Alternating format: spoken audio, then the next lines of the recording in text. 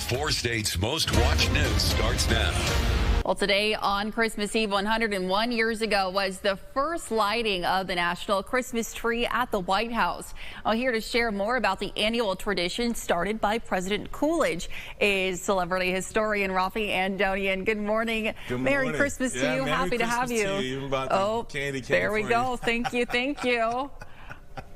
How are you doing this morning? Good. Now, you know the candy cane was designed in part to be able to hang on a Christmas tree. And I know that's on topic here. You could try to hang it on this mini guy over there. I don't know. Probably not. But the first national Christmas tree, as you said, was 101 years ago. Yes. Calvin Coolidge, President Calvin Coolidge, lights it up. 2,500 lights. 48 feet tall, and like anything in D.C., and like anything in D.C., there's a lot of lobbying involved. Right.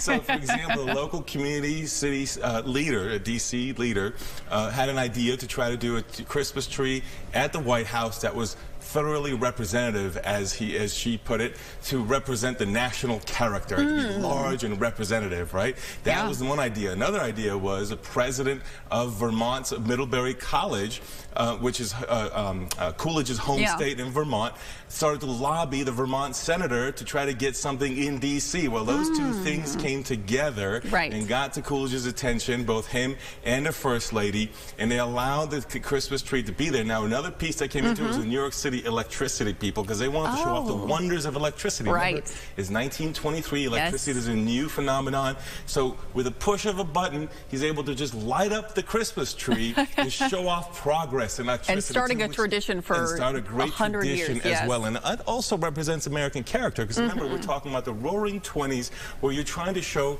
American progress, American advancement. And that ties into the story of the Christmas tree as well. Now, it's not the only Christmas tree tradition we have. For example, you have the Christmas tree that's lit up inside the White House. That's a separate thing. That started about 30 years prior to Coolidge under Benjamin Harrison. Or we might think of the national ornament that was started by Ronald Reagan in the 1980s. So there are different elements of traditions at different points, but the huge Christmas tree in the White House outside is started by Calvin Coolidge 101 years ago today. How fascinating is that? Now, talk to me briefly, just really quick, about how the Christmas tree even just got started and was adopted in America. It comes with German immigrants. It's really a German tradition. Now, here's something you may not know about that tradition, that when we think of as ornaments, think about the colors. They're usually red, green, gold maybe. Well, they used to put up apples in Germany. Red, green, and gold apples to represent the Garden of Eden. And that's the origin of Christmas trees. It's really a German thing, with German immigrants comes to the United States in the middle, late part of the 19th century, when you have an influx of German immigrants in the United States. They bring that tradition with them, and the United States adopts that Christmas tree pattern ourselves. Immigrant influence in the United States is one of our big classic traditions. Fantastic. Well, as always, thank you so much, Raffi, for being with us this morning. Stick around. We'll be right back.